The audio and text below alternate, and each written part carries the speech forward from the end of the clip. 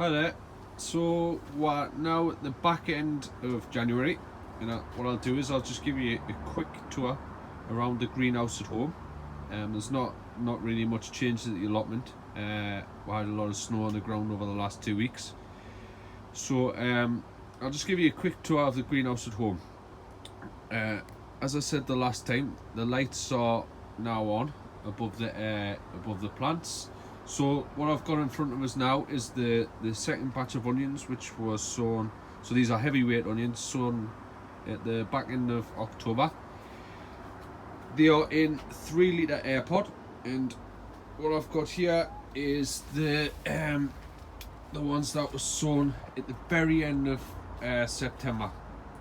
So basically, to try and show you, it's probably the width of me thumb when you get beside it. Not far off the width of my thumb. So the lights are on. So I've got CLF lights on above the plants. I've started potting the giants up from 3 litre into 9 litre. I done them once about a week ago, and I've been trying to get one done a day. It's a bit of a big task to try and get them potted up, but I'm working my way through them. Supports wise, I'm gonna have to start thinking about maybe putting the rings on or something. Just try and reach for one now. So these are the rings, same as what I used last year. Probably a bit too big. I think I've got something down the allotment which might be able to do the job a little bit better than them, and I think they're on the smaller side, so probably ideal for the job. They're getting really big, really quick. Some people have said that I should probably be looking to put them in their final pots now. Probably still a bit early. The root growth on them probably won't touch the bottoms of the pots for a while, so I'll plant them into 9 litre, and then I'll put them into their final pots. The ones up the top there, they're 4 weeks behind. They look a lot smaller, but in 4 weeks' time they'll probably look like them. So we'll wait and see what happens with the giant onions. But up to now, really happy with the progress of the plants.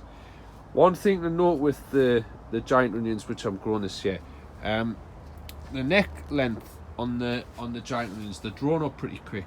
I don't know if it's because I've put the lights a little bit higher this year, so the plants are stretching towards the light. There's actually one at the back there which is nearly, I would say, 8 inches high. A couple of them, like the front two here, aren't the highest of necks, but from past experience, the last 2-3 years of growing, you're looking for a high neck bulb. So trying to reselect, if we reselect, I'll be marking some of the plants up this year and following them through. So if I'm gonna mark, say I'll mark that one there, and the one at the back right there, I'll mark them up in comparison to these two here, maybe, and we'll see if that high neck early on makes a difference in the outcome later on the growing season, and adds to the extra weight. So we'll see. One thing I have done, so lights above. One thing I've got down here is the foil to reflect the light back. A good friend, Joe McKenzie, says, why don't you put collecting the light around the plants and bouncing it back. So I'll put a little bit of foil at the back. I haven't actually told him that I've done that yet, but you'll probably be watching this video later on. So that was Joe's idea. So I'll be doing that with the plants throughout this greenhouse.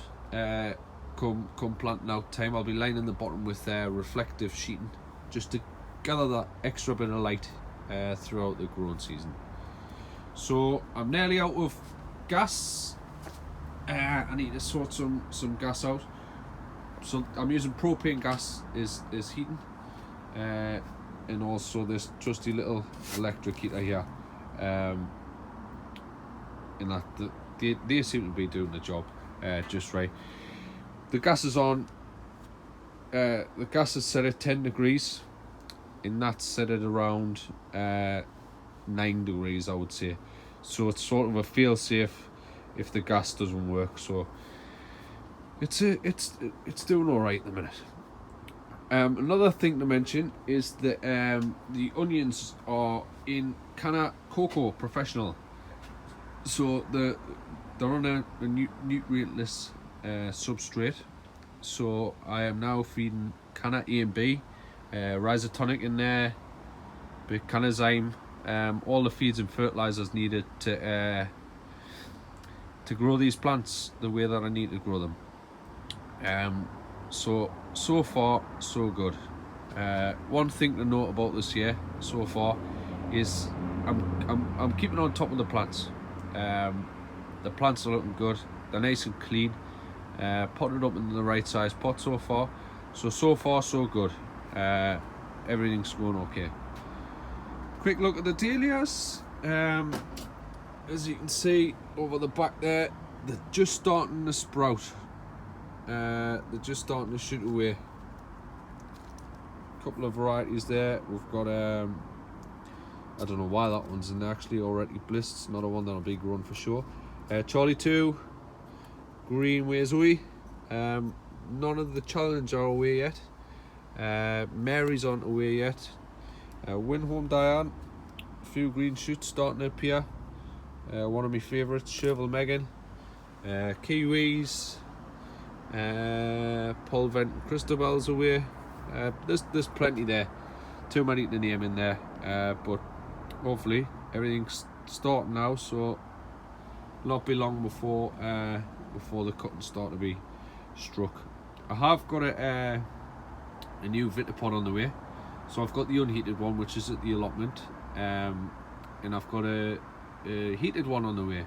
Managed to grab a bargain off a friend on the Dahlia page who was selling one pretty cheap. So hopefully that'll be here tomorrow night, in preparation for getting the dahlias going.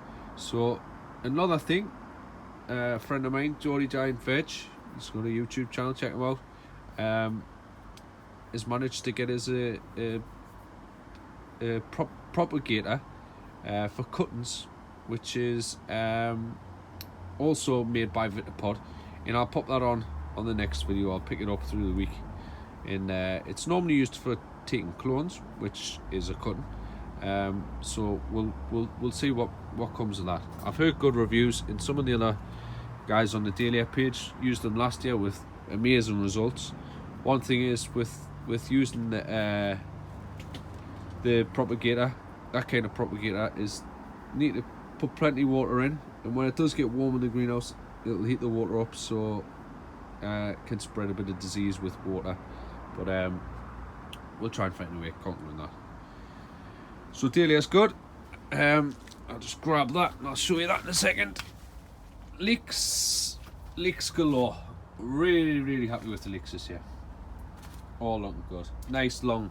I could do with bending the flags down, but they're ready to be potted up. I've just started potting them up yesterday. They're going into Levingtons M3. Really short. So see there.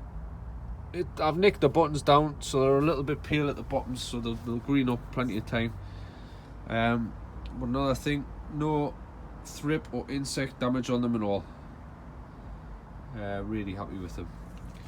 One thing I have got here is a leek, which is actually, don't know, see but twisted.